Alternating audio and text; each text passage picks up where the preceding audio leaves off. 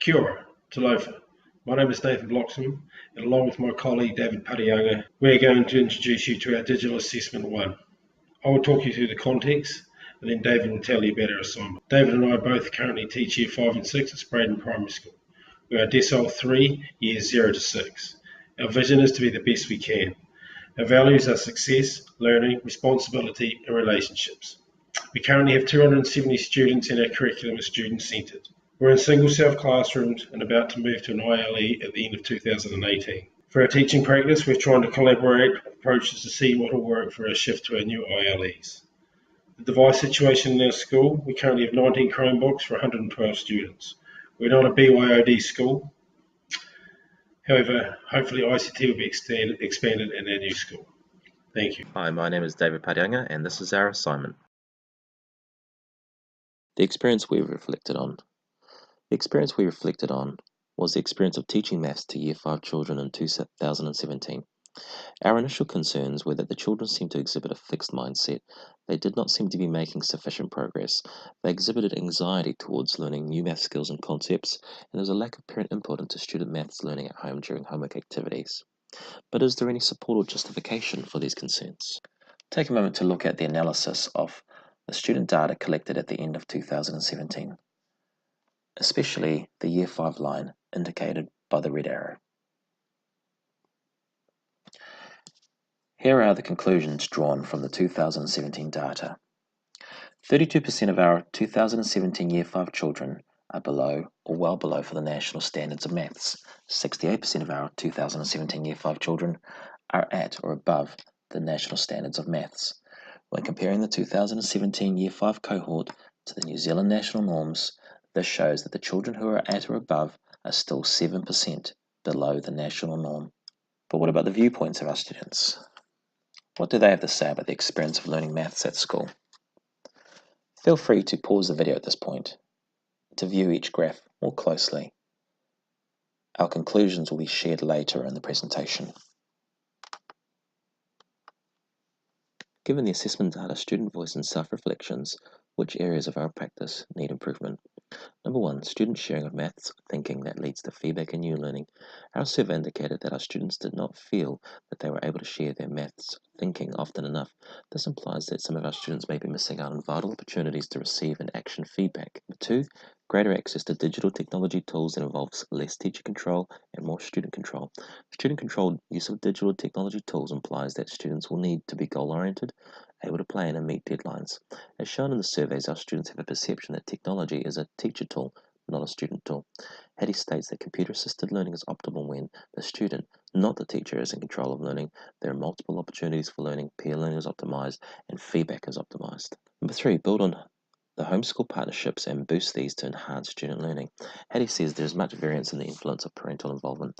There are negative effects when parents' involvement involves a surveillance approach, lower effects related to parental involvement in early interventions, and much higher effects related to parental aspirations and expectations, and when parents take a more active approach in learning. We recognise that heretofore, homeschool partnerships were based on limited response guided practice, homework tasks involving practice of a skill or knowledge. It could be argued that such homework suggests parents adopt a surveillance approach, e.g., have you done your homework yet? We want a solution where parents can be actively involved in their child's learning. Number 4, accelerate the acquisition of maths, knowledge and skills need to help shorten the 32% tail and close the 7% gap. Hattie says that computer-based learning that emphasises repeated learning of the material until it is mastered is effective, given that mastery learning is one of the more effective teaching approaches in a study. We would like to find a digital tool that enables students to work toward mastery of maths knowledge in class and at home. Number 5, reduce maths anxiety through the dismissal of fixed mindsets and adoption of a growth mindset. Hattie gives a very sobering view on the subject of maths anxiety, stating that for some, maths promotes expressions of anxiety that take such forms as tension and dislike, mental disorganization, fear. The consequences of anxiety include avoidance of courses and an inability to achieve in the subject. We need a solution that will help educate our students about growth mindset, and one that will help dispel their anxieties about maths. Stakeholders. These will be the 2018 Year 6 children in both Nathan and David's classrooms. These were previously the 2017 Year 5s described earlier, and their associated whānau. Definition of problem. Our student stakeholders experience difficulty with maths due to having a fixed mindset, maths anxiety, a lack of skills, knowledge required for success, weak classroom to home partnership for sharing of maths learning with whānau, and a lack of student control of digital technology tools. These are the identified outcomes for our stakeholders. For our student stakeholders, an adoption of a growth mindset and reduction in maths anxiety, accelerated acquisition of maths knowledge and skills, increased student control over the learning process when assisted by digital technology, improvements in home to classroom partnership where students can quickly and seamlessly share their maths learning with whānau. For our whānau stakeholders, the ability to have input into the maths classroom learning of their children by providing their children feedback about their maths thinking and celebrating the maths successes of their children. The first 21st century skill identified for improvement is self-regulation. We recognise that our students need to be able to see themselves as active participants in their learning, to have a sense of control over the learning process, to take responsibility for all aspects of their learning. The self-regulation skill offers clear directives for all stakeholders about what should be achieved, how, with whom, and when, and a focus on effective learning practices of goal setting, feedback, and revising work from feedback. The second is use of ICT. The use of ICT skill offers an impetus for student control, a focus on knowledge construction as many of our students need to quickly develop new understandings, and support for Nathan and David to achieve greater success against the TPAC and SAMA rubrics, given that the use of ICT emphasises that ICT is required for success and not just a substitute. The identified key competency to be improved is self-management. The Ministry of Education states that this competency is associated with self-management, a can-do attitude, and with students seeing themselves as capable learners. We think that the key competency of self-management will help to address the need for our students to adopt a growth mindset. Given these three choices, what are the implications for our digital and collaborative innovation? Well, if step 4 of the self-regulation rubric is the most ideal situation, then we require digital tools that are free, do not expire, can be accessed by all stakeholders, can be used collaboratively, and can support maths learning directly. Tools that enable students to set and achieve goals individually or collaboratively. Tools that will enable students to self-manage, to set deadlines, to decide how they can complete the work and with whom they can complete the work with. And tools that will enable students to view feedback from teachers, parents, and students in a form that will enable them to revise and improve their maths thinking. If step 4 of the use of ICT rubric is our ideal situation, then we require digital tools that are aligned with the New Zealand curriculum for maths, child-friendly, differentiated, exciting and motivating where the student is in control, and tools that strengthen the homeschool partnership and provide opportunity for students to share their classroom learning easily and seamlessly in a way that regular homework is unable to.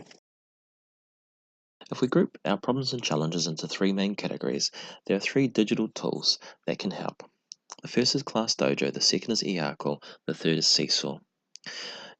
Our collaborative tool of choice is the 5 practices to orchestrate productive maths discussions. The Class Dojo tool offers videos for stimulating discussion about growth mindset and a digital classroom point system that offers colourful, exciting rewards for students who show progress in adopting a growth mindset. eArcle tool offers individual student pathways that emphasize mastery learning, rich tasks that can be solved in partnership with other students, free anytime access at school and home. The Seesaw tool offers quick, seamless sharing of classroom learning at home via a student blog, free anytime access for all stakeholders through a sign-up invitation, opportunity to collaborate by sharing maths learning that has been achieved between students via video, image, or text, student control is a requirement, feedback from all stakeholders is recorded in the shared work. The collaborative maths tool, the 5 practices for orchestrating productive maths discussions, is a tool that we are learning to use as part of our school PLD focus.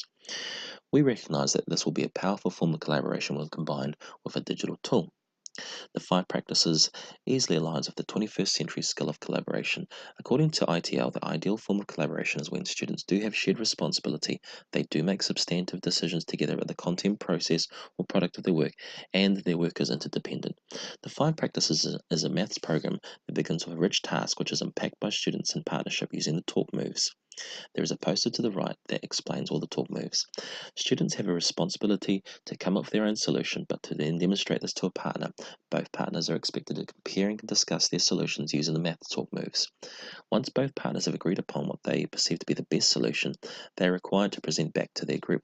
Once this is complete, math solutions across the class are compared. Feedback is given by teacher and students.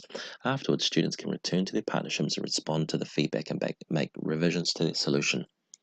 Combined with eARC and Seesaw, the 5 practices and math talk moves provide our stakeholders with a collaborative framework that will offer an opportunity for student stakeholders to be listened to as they share their learning. Discussion prompts that lead to feedback and feed forward. Discussion prompts that encourage self-evaluation and reflection.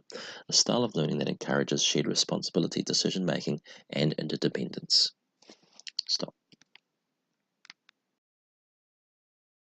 We would like to run a survey to gather student and parent voice about mathematics. We will hold an open night evening to discuss the growth mindset and the 5 practices of maths learning to offer parents strategies to become active in assisting their child at home through positive learning discussions. We will inform parents of the use of the digital tools Seesaw and eARC. And in class, we will have stimulating class dojo growth mindset and self-management discussions and train students to use Seesaw and eARC's digital tools and combine this with the 5 practices math talk moves. The next part of this presentation will reveal our plans for eARC and Seesaw. The plans take the form of a set of student learning outcomes and associated success criteria. Feel free to pause the presentation to read each plan in depth.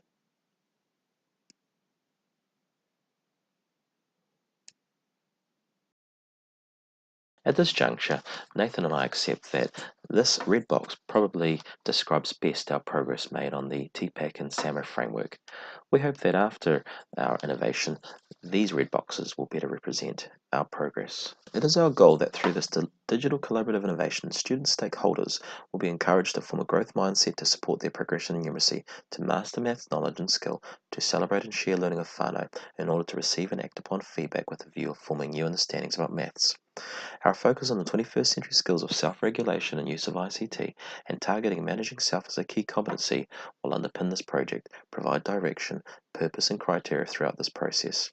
Seesaw and the 5 practices maths collaborative tools will be used to share student stakeholder mathematical learning and thinking with their whānau and other students in order to give, seek and act on feedback.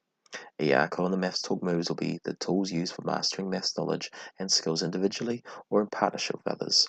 Class Dojo is a tool that will be used to stimulate class discussions to help form growth mindsets and dispel maths anxiety. Throughout the process, Nathan and David will be evaluating their pedagogical progress against the SAMR and TPAC models.